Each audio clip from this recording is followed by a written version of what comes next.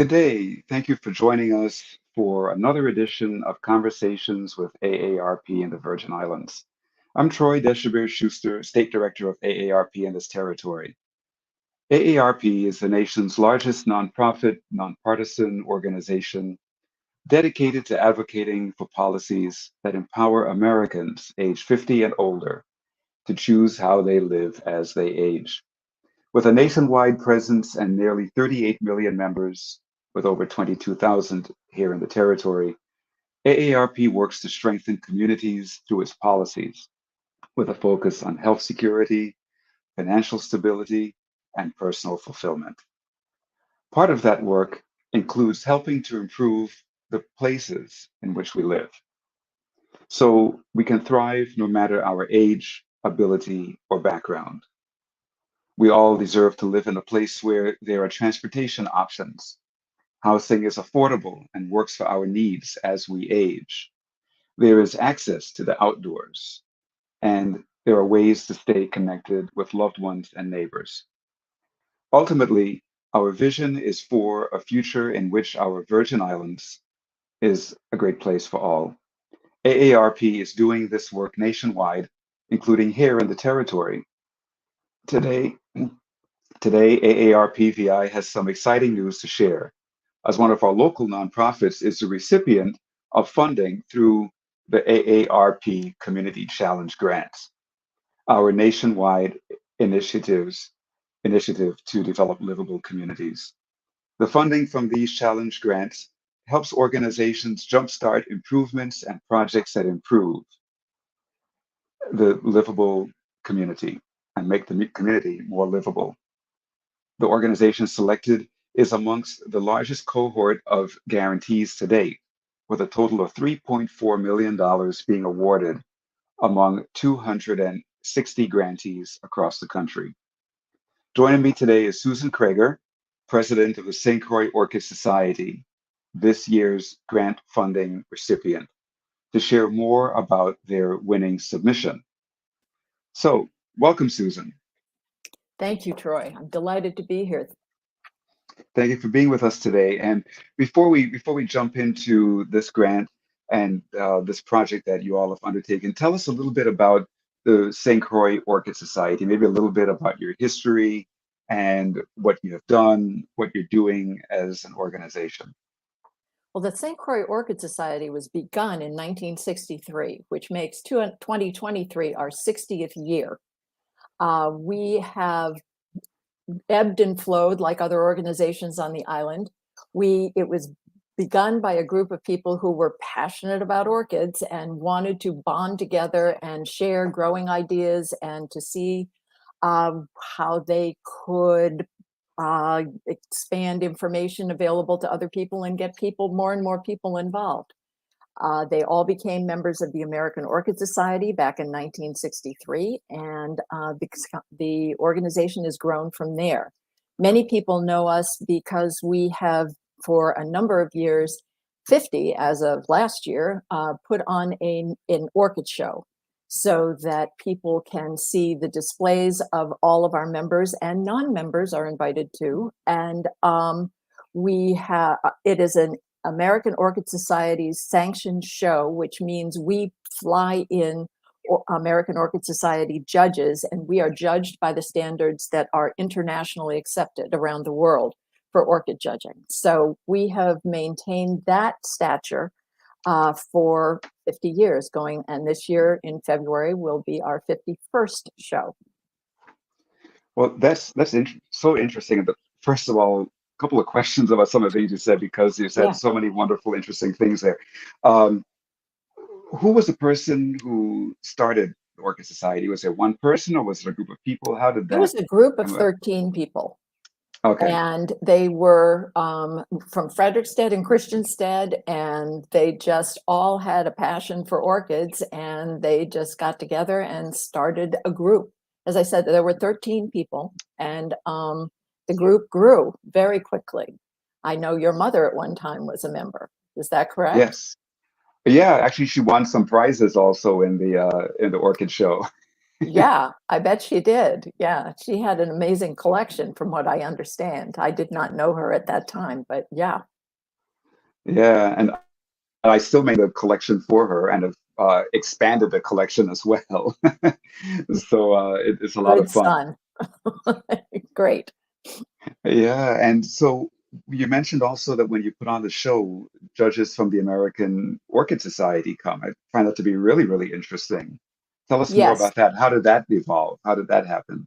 Well, if you're going to hold an orchid show, you might as well hold it by the standards of the American Orchid Society as opposed to just a bunch of local judges. So we reached out. There is an American Orchid Society judging center in Puerto Rico, and they service South America, and some of their judges even fly as far west as Okan- um, China and other places around the world to judge orchid shows. And we are one of the Caribbean orchid societies that holds a show. And we fly in a couple of judges every year to judge our show. Fantastic. And now looking at the work that you're currently doing and relating that to our Community Challenge grant, tell us a little bit about the work that you're doing at Botanical Gardens in the sugar factory and in the orchid house, and then we'll tie that all back to that AARP Community Challenge grant. Yes. Well, actually, our relationship started with the St. George Village Botanical Garden in 2017, after Hurricane Maria totally ravaged the island, as we all recall.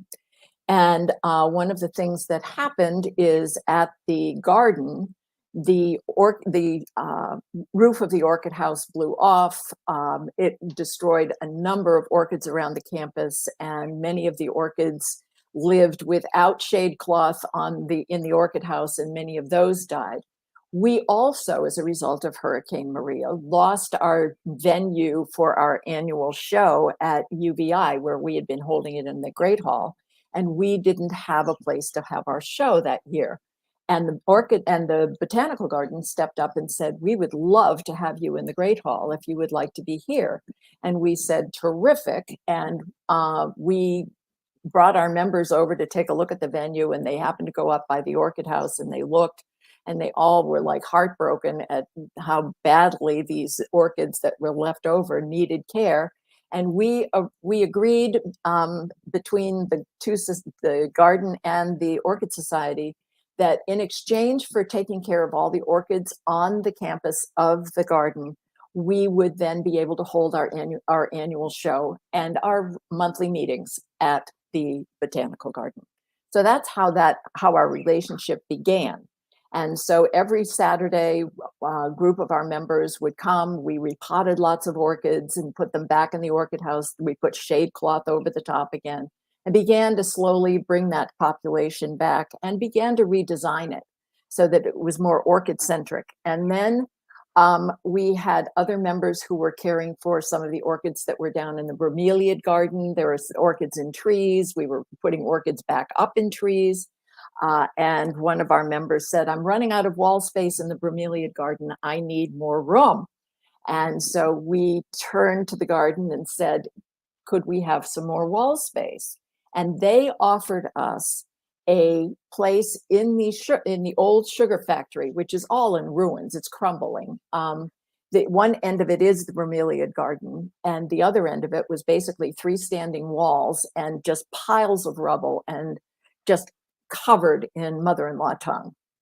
And so it was serendipitous that this project started in February of 2020, because or 2021, anyway, one of those things. It was during COVID that our members were starting to climb the walls, as everybody was with the quarantines, and we could be outside, lightly masked, working in the sugar factory. And when one of our group members saw the three walls and all of the rubble and the size of it, they said, we could put 500 orchids in here. And our other member, Magda Finch, said we could put 1,000.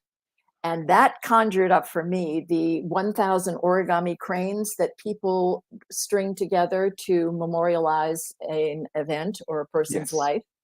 And it seemed to us that what we could do is we could dedicate a 1,000 orchid garden to all the enslaved people who lived, worked, and died on estate St. George. And Awesome. so that's how that came to be. So we are hundreds of hours in, literally thousands of hours in moving at least 2 tons of rocks by hand. And we have 400 orchids in place with 600 more to go and plans to install 600 more orchids. And what's really wonderful about this project from the AARP standpoint is that all of the people who worked on that project ranged in age, with one exception, from 50 to 74 years in age. So Great. we in addition to getting this wonderful project together and off the ground and everything, is we also feel like we were serving as role models as people wandered through to see a bunch of very active seniors doing some pretty extraordinary stuff. That's absolutely wonderful to hear, and thanks for focusing on the 50 plus population as you completed or worked toward the completion of this project. And for Mhm. our listening audience, the AARP Community Challenge Grant is part of our Livable Communities program, our Livable Communities campaign that we conduct across the United States with special emphasis in certain states and territories. And so here in the Virgin Islands, the work of AARP is heavily focused on livable communities, making the Virgin Islands a more livable community for people of all ages, but with a special focus on the 50 plus population. And shortly after Governor Bryan took office, he formally enrolled the Virgin Islands in AARP's network of age-friendly states and communities, thereby signaling his desire to make the Virgin Islands a more livable community for all people. And so around that time, we started this community challenge grant in the Virgin Islands that was taking place all across the country.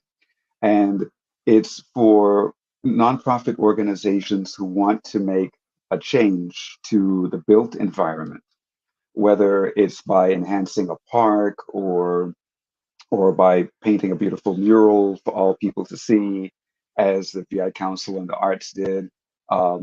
Anything impacting the built environment, and it has to be a quick project, right? A quick Mm, turnaround. 6 months. And yeah, 6 months. Yeah. So Yeah. it doesn't give you Let's be much time. clear, July 1 to November 30th. Exactly. That's it. A little less than Yeah, six even months, 5 months, really. Yeah. 5 months. And so nonprofit organizations in the territory can apply for this grant. And once the money is received, they have to complete within 5 months. And of course, report to AARP at certain intervals during the process. And so this year, the St. Croix Orchid Society received $30,000 from this AARP Community Challenge grant. And yes, we're happy to grant it. And y'all have been doing great work. As I mentioned to you earlier, I visited the Botanical Gardens about 2 weeks ago to take a peek at the work.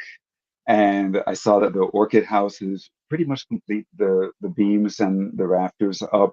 The shade cloth was on already. I saw the irrigation system in place. I saw that the wrought iron, well, the iron works, Yes, the the grill steel work. works, the grill Yeah. work around the building has been improved, repaired, painted. Some parts looks like have been replaced, maybe. Yes. And and then I went into the sugar factory where you're placing the 1,000 orchids, and there are so many beautiful orchids there in bloom.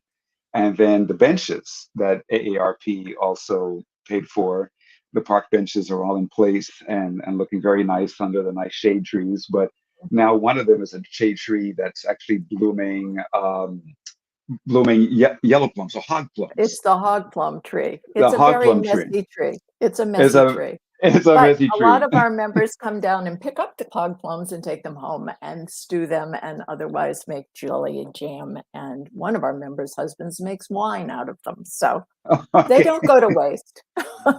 They don't go to waste. And actually, some of them had fallen on the bench right under it. So I picked some up and ate them right away. Right, So- absolutely. We all do. We think it's our vitamin C intake. exactly. Perfect, perfect, perfect. So a lot of beautiful work, but tell us more about that whole project and what other plans do you have for the Well, Orchid House and the sugar factory? Well, how we intersected with AARP is that we had reached out to you to come because we initially thought we might like some help for funding with the sugar factory. And when you came the first time, you saw the fact that we had been working on an area for seating, which is really important for people of all ages wandering around in this climate. We get a lot of tourists, a lot of cruise ship people coming through. We get a lot of residents coming through.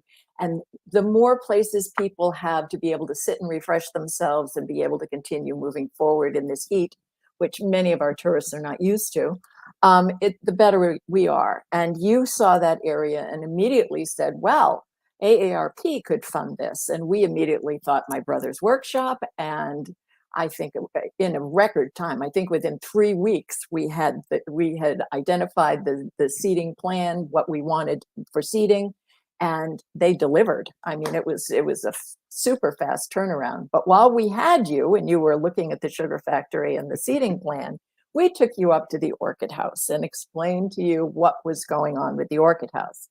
And the old grill work, which had been in place and since 1990, the Orchid House was built and dedicated in 1990. The grill work was crumbling. Mhm. As I said, the roof was gone. There was a very cursory, laying of shade cloth across the top. We had done a lot of refurbishing and a lot of redesign and gotten a lot of the ferns and the ginger plants and all of the other non-orchid things out of the orchid house so that now it was truly an orchid house. And we talked to you about that, and knowing your penchant for orchids, we were delighted when you suggested that we apply for the AARP Community Challenge Grant. And we leaped into it instantly. And we are most delighted that we did. All of our members, we have 90 members. We have a very active core of about 25 members, all of whom are, with the exception of one, 50 and over. And we reached out to our to people in the community that we thought could do the work that we needed done. And we needed a carpenter, and we found a carpenter who'd been in business for many years, done work for one of our members, and he was well into his over 50. And we hired him based on his quote. And we had a wonderful metal worker who also has been doing it for many, many years. And he certainly met our AARP quota in terms of age. And so we got their quotes. We knew we had to redo the irrigation system as well. So we got all that together and put in our application, and you very graciously read through it to see if there was something that we had missed or needed to add. And you gave it your stamp of approval, and we pressed the send button on our computer and off it went.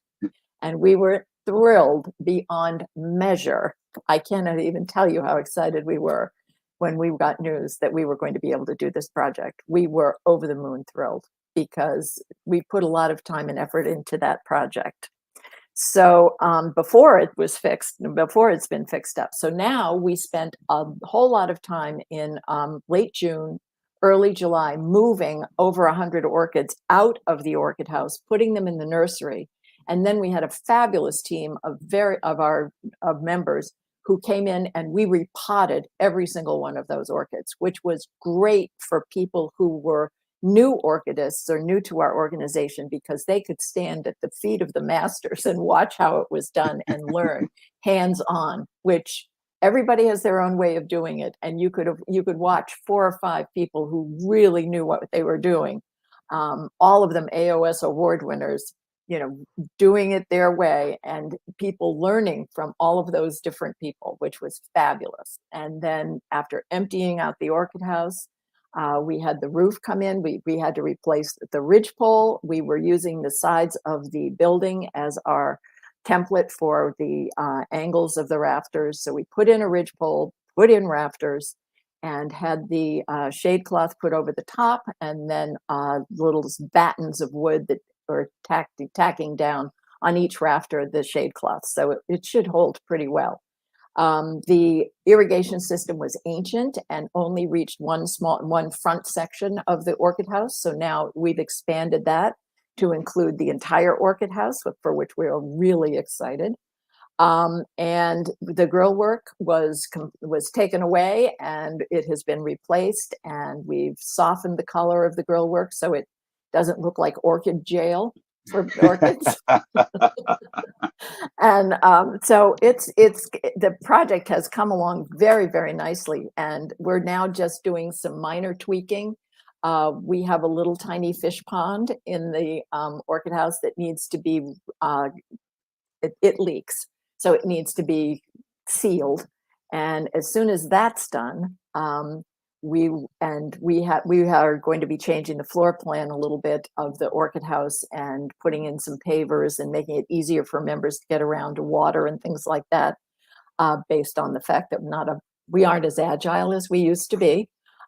So we are, so we can do orchid care. And as soon as we get the fish pond fixed, the water will go back in, the fish will go back in. We're hoping that the cascade down down the rock formation in the back left corner is going to be activated. So we'll be able to hear water falling in there, which will make it just ethereal to my mind.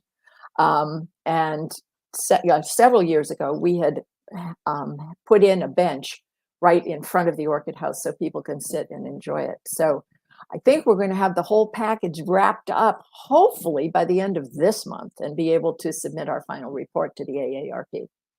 So, well, that's incredible. And I must say that you all are working with lightning speed, with precision, with attention to detail, and with great love for the orchids and the great joy that it brings to so many people. And I think that probably everybody loves orchids, right? Male, female, old, young.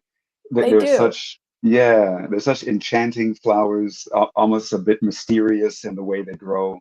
And they have a You know, bad rap because people think they're difficult to grow. And in point of yes, fact, they are not difficult to grow. Now, you wouldn't want to grow an orchid that you can find, at the top of a mountain here on St. Croix. On the other hand, many, many orchids grow in our latitudinal space around the globe in warm climates with a lot of humidity like we have. And we can grow, most of our members, as a matter of fact, I think all of them grow orchids outside in their yards, in screen houses, or attached to trees.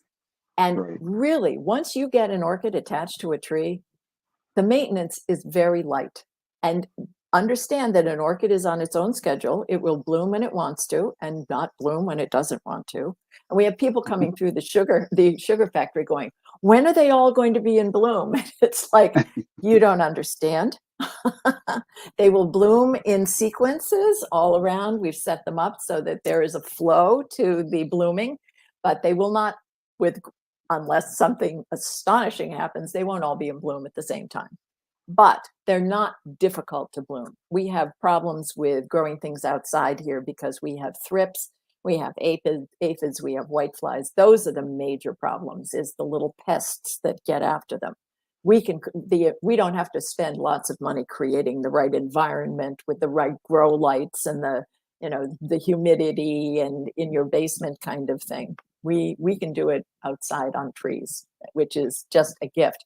And we're hoping that by showing people how things are growing in the sugar factory and also in the screen, basically the orchid house, which is a screen house, people will see that it's pretty easy to do. And it's a fabulous hobby for people as they get older. It's a little bit expensive, but not much. And it's, it's just one of those things that we also have a group that are completely enthralled and impassioned by orchids, and we're thinking of starting a group for them called Orchids Anonymous, because they're a little over the top. But but in that vein, it really is a wonderful outlet, and to be able at the end of the day to go out and stand in your yard or walk into your greenhouse and just be surrounded by these gorgeous plants blooming for you. And we all think they're blooming for us, they're doing it for us. That it's wonderfully soothing. It's a wonderful sense of accomplishment. It's a wonderful sense of purpose. And the Orchid Society just provides a venue for people to come together with a similar passion and share information. So, yeah. A good friend of mine once said that the secret to growing orchids successfully is reaching the right balance between neglect and care. Exactly. If you neglect them too much, then they die. If you give them too much care, like too much water and too much fertilizer and too much of everything, then they die also, right? So it's like finding that balance between. Yeah, it's called benign neglect. Benign neglect. There it is. That's an even better term. Exactly. Benign neglect. Right. Yep. Exactly. Yeah, I have over 200 orchids myself, and I keep restraining myself from buying more. And good for you. At first, I killed many. I killed many orchids at first, but now I've gotten the hang. There is a saying: you are not a true orchidist until you have killed 100 orchid plants. Yeah. So I think I did that. Perfect. There you go. You can now hang the little plaque, orchidist, over on your screen. Yes. And so in our last minute, if you will, please tell us how can people find more information about the St. Croix Orchid Society and get connected with your organization? We have a Facebook page that puts up a lot of our information. We are always at the garden, in the sugar factory, or in the orchid house, or in the nursery on Saturday mornings. And on the first Saturday of every month, in conjunction with the Botanical Gardens plant sale, we hold an orchid sale. This past weekend, we sold vanilla orchid plants, which is something that are very, very rare. And we were able to provide them to the island orchidists this year, for the first time in a long time. So we were really excited about that. So Facebook, and we're at the garden. Come by. We'd love to talk to you. We're there on Saturday mornings from 9 to 12.